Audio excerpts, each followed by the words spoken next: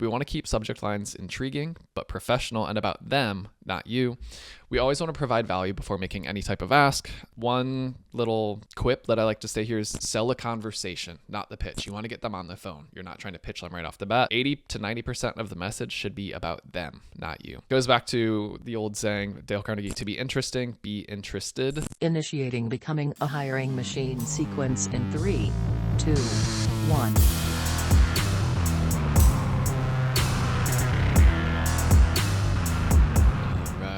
All right. Channeling our inner Matthew McConaughey today. We are back for part 3 of our account-based prospecting playbook. So where we left off last time was wrapping up the 4-week sprint at the beginning of it. And now we're going to get into the rest of the 11-month program, which is going to help lead you to phase 2, becoming the obvious choice. So ultimately, this phase here is the key to becoming and moving from an opportunistic placements to building a predictable, sustainable book of business. So as we were talking about earlier in this playbook, most recruiters are focusing all of their energy on the 5% of the market that's hiring right now. The real long-term value lies in building trust with the other 95%. So the goal of a 12-month sequence here is to establish yourself as a consistent, valuable, and trustworthy talent advisor. So when a need finally arises, you aren't just one of many options, but you're the only logical choice because you've been providing value to them all along. So the goal here is we're going to be delivering high value insights at regular intervals, and we're going to maintain the freedom to be opportunistic when a truly unique insight arises. So let's talk about what a 12-month sequence framework might look like with this long game in mind. So what we're going to have is month 1 is that 4-week outbound playbook that we were talking about. We're going to have something that hits in months 2 to 3. We're going to have something between months 4 to 6, 7 to 9, and 10 to 12. So in that first quarter, we're say you just finished phase 1, the 4-week sprint. Month 2, we're going to do what we call the cool down. Don't do anything. Give the prospect some space. It's going to demonstrate that you're not desperate and that you respect their time. Then we're going to get into month 3, and here is where the theme is going to be our Q1 market wrap up. The overall value prop that we're trying to communicate here is that you're busy running your team. I'm busy tracking the market. Here's 3 big talent trends that have come up over the past quarter that are going to affect you. So we're going to send this in an email, and it's probably going to look something like subject line Q1 FinTech talent trends. The message is going to look along the lines of, hey, name, just wrapped up our Q1 analysis or whatever quarter it may be, and wanted to share what stood out in FinTech. So there's a regulatory focus, 30% increase in compliance hires across major players. This is a clear response to the increased scrutiny from regulators. Bullet point number 2, skills premium. Risk professionals with crypto and DeFi experience now command 20 to 25% salary premiums over traditional banking backgrounds. And bullet point number 3, talent wars. Stripe, Coinbase, and Robinhood are aggressively poaching senior talent from each other. It's creating a musical chairs effect at the VP and above level. As mentioned before, this is the type of broader market intelligence that we're regularly gathering. So it's worth noting if you're thinking about team expansion, this level of competition typically means longer searches and higher compensation expectations. Thought you might find some of this useful. Sign off with your name. So the goal here is you're just reestablishing your expertise with the 0 ask behind it. It's just reinforcing your role as an informant and trusted advisor. So now getting into quarter 2, we're probably going to take a month or 2 off, months 4 and 5, another quiet period. If something of timeliness does come up, feel free to insert it here, but we'll probably catch back up with them between months 5 and 6. And so here, what we're going to potentially get into is a different type of value prop where it might be, as you start planning the second half of your year, for example, here's a look at the competitive landscape and the talent availability for your key initiatives. So a subject line here might look something like Square, Shopify are driving embedded finance talent shortage. So message, hey name, as you start to plan for the second half of your year, here's what we're tracking. Senior project manager demand is spiking. It's largely driven by 3 major embedded finance initiatives launched by Square, Shopify, and others in the space. This is creating a supply crunch we haven't seen since the 2021 funding boom. So our projection is that the 90-day average time to fill for senior product roles through the end of the year compared to about a 60-day time to fill in the beginning of this year. So the bottom line is if you have critical product hires planned for the second half of the year, starting the process 30 days earlier than normal could save you significant headaches. Not sure if this is an area that you're focused on, but thought that the intel might be useful for your planning. Best, your name. So again, the goal here is that you're providing actionable forward-looking advice that helps them with planning. The soft CTA here is consultative and it's not transactional. Quarter number 3, say they're getting into budget and planning season around this time. So we're going to take a month or two off, another quiet period. And then later on towards month 9, we might do something like the 2026 compensation data drop. So the value prop here is to share a compensation data plan that you need to build a competitive budget for next year and win the talent that you need. So subject line could look something like 2026 comp data for your budget planning with a message that goes, hey name, budget season's here. My team just finalized our 2025 compensation analysis for fintech, and there's one number that matters the most. The reality check here is that the average total cash compensation for senior product manager is now between $275,000 and $325,000 per year. It's a 15% year-over-year jump. Any 2026 budget below this range will face serious headwinds in today's market. I have a detailed breakdown containing multiple variables, including equity trends, geographic variations, things of that nature. If it would help, I'm happy to share a report with you and a video breakdown if you're interested. Let me know if it's worth exploring. Best, your name. So goal here is to intercept them at the moment of greatest need with highly relevant and specific data. This is going to be the strongest reason of all year that you ask for a meeting. Lastly, let's push into the fourth quarter. So again, we're going to have another quiet period, months 10 and 11. Month 12, we'll come back with something like a year in review with 2026 predictions. So it's going to be a summary of the most important lessons from the year and what we think they're going to mean for the year ahead. So subject line, something like 2025 fintech talent lessons and what's next. And then the email would look something like, hey name, what a year. Looking back, the biggest talent story in fintech was undoubtedly the regulatory hiring surge. Companies are finally prioritizing compliance expertise over pure growth at all costs. My bold prediction for 2026 is that we're going to see a great consolidation as smaller fintech players struggle with regulatory costs, and it's going to create a unique opportunity for established companies to acquire top talent at reasonable terms. The companies that capitalize on this trend will have a significant competitive advantage. So if you're planning strategic hires next year, this consolidation could create access to talent that's typically out of reach. Best, your name. So we want to end the year on a high note here. It's going to demonstrate strategic thinking. It's going to leave the door open for them. So you've now completed a 12-month sequence on value without being a pest, and it's cementing you as the go-to when they are ready to buy or go to hire. So let's talk a little bit now about how do you respond when prospects reply back to you. So this is one of the questions that we regularly get is, you have these nurture sequences, but what happens when certain questions come up or anything else? So what will happen is you'll want to pull them out of the sequence if they do reply, especially if it leads to a more natural one-to-one conversation. But some common questions that we usually do here are going to look something like, in phase 1, they might reply with curiosity, like, hey, that's some interesting data. Where are you seeing this trend? So the first don't that I'll always say is do not immediately push for a meeting, but do provide 1 to 2 additional data points and continue building credibility with them. So a response here could look something like, hey, great question. We're tracking this through our network of 200 plus fintech professionals. We're also seeing it reflected in job posting language such as regulatory background preferred, appearing 40% more often in project manager roles. Happy to share more insights as we gather them. So that's one example. Another would be something like if they're asking about employee backgrounds when you did share one of the examples of people. So what you do not want to do is just launch into a sales pitch about your services or the candidate specifically, but we do want to acknowledge their response and continue the consultative conversation. So if they do ask about those employee backgrounds, say, hey, that's exactly what we're seeing across the market. The best performers often have that cross-industry foundation. I'll keep you posted on other patterns we're noticing in hiring. So these are leaving the door open for them without coming across as too salesy right off the bat. Now, as we move into phase 2, which is that month 2 through 12 items. So say they respond to your quarterly insights email, which is saying something like, hey, this is matching what we're experiencing internally right now. So a response here could be like, hey, not surprised to hear that. Are you seeing this create any specific challenges for your team, or is it more of a general market observation on your end? So the goal here is that you want to understand their specific situation without being pushy. So you're gathering information so that when you finally do start to go in with the harder CTA, you can hit the nail right on the head. Say they ask a question about what are other companies doing about this talent shortage. That's another great one that a lot of people would be quick to jump at. And so response here could be something like, great question. I'm seeing 3 main approaches companies are taking. I am happy to walk through what we're observing. If that would be helpful, maybe a quick 15-minute call this week or next.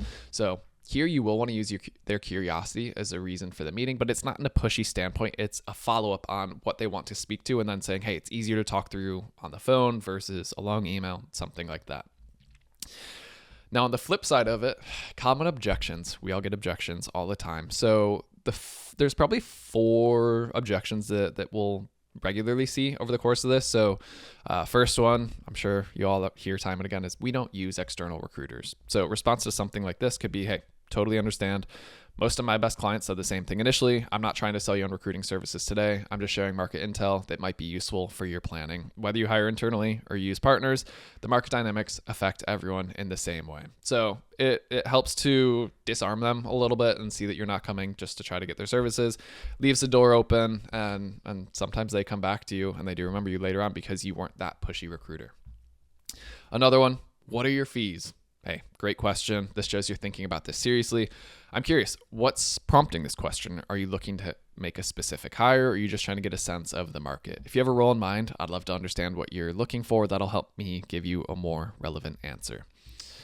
Another very common one, we're not hiring right now. Response here, perfect. That's exactly why I wanted to share this with you. Most of my conversations are with people who aren't hiring today, but they want to stay informed about market changes. So that way, when you do need to hire, you'll already have the context to make the best decision. Then the last one, this is always a fun one. How did you get my information? Your response here, hey, I research companies in insert their industry that are doing interesting work. I saw your background and thought you'd find the market intelligence relevant to your role. If you'd prefer not to receive insights like these, just let me know. Happy to remove you from this list. So that's kind of how we think about the 12-month sequence, how you might reply to some of these.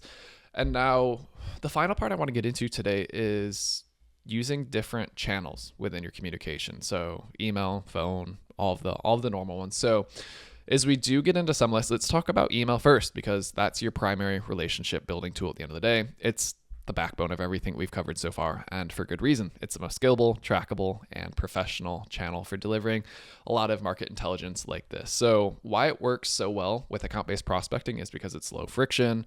It allows you to add a lot of professional context. It's content rich where you can share detailed market insights and data. Again, it's trackable and it's referenceable. It can be saved, forwarded, shared with their teams. So how we want to think about email best practices from this playbook is we want to lead with specific, actionable market intel. We want to keep subject lines intriguing, but professional and about them, not you. We always want to provide value before making any type of ask. One little quip that I like to say here is sell a conversation, not the pitch. You want to get them on the phone. You're not trying to pitch them right off the bat. And 80 to 90% of the message should be about them, not you. It goes back to the old saying, Dale Carnegie, to be interesting, be interested. So show that you've done your research and share what's impressed you about them, but make sure it's genuine or they'll read right through it. One way to think about things is to also include a clear so what implications for their business. So whenever you do share something, make sure that they're able to answer, or you're answering for them, like what does this mean for me? Don't leave anything to be assumed. And then use consistent timing. So the quarterly nurture sequence works really well. They start to understand when they're going to hear things from you, and they know that they're valuable. So when is email the right choice for you? Delivering your core quarterly insights, following up on previous conversations with additional data, context, whenever you want to share detailed compensation reports or market analyses, and anytime that you want to really provide something referenceable that they can revisit. So you're probably going to use email as your primary channel about 80% of your time with ABP communications, and the rest of the channels that we're going to get into here are going to be supplementary and should be used strategically, not as replacements for your core email strategy. Speaking of core email strategy, if you haven't yet, make sure that you do go and read up on email deliverability and technical best practices. That's something that you absolutely need to be aware of in today's day and age. So our ABP playbook on our website, we've got more details there. We also have an email deliverability best practices page in itself. So go search Loxo plus email deliverability, anything like that. You'll quickly find where it shows up. All right, next channel, phone calls. So we want to use these for high impact trigger events.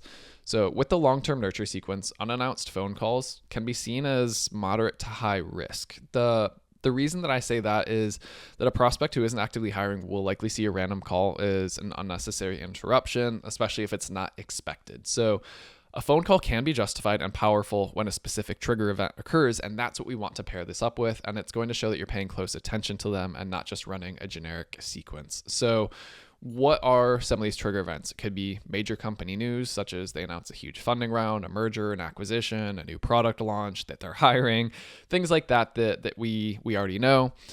Direct engagement is another one. So if a prospect replies to one of your nurture emails with a specific question or comment, that's an invitation to engage more deeply. If you notice there's key personnel changes, that you see that someone's been promoted, a key executive just joined their team, someone has left, these are great opportunities to reach out and give a call. They can definitely work well. I know a lot of recruiters swear by the phone, and I agree. It's a great channel, but when you think about an ABP strategy, the more that you can tee up phone, email, other channels together, that's where it really comes around to the best part.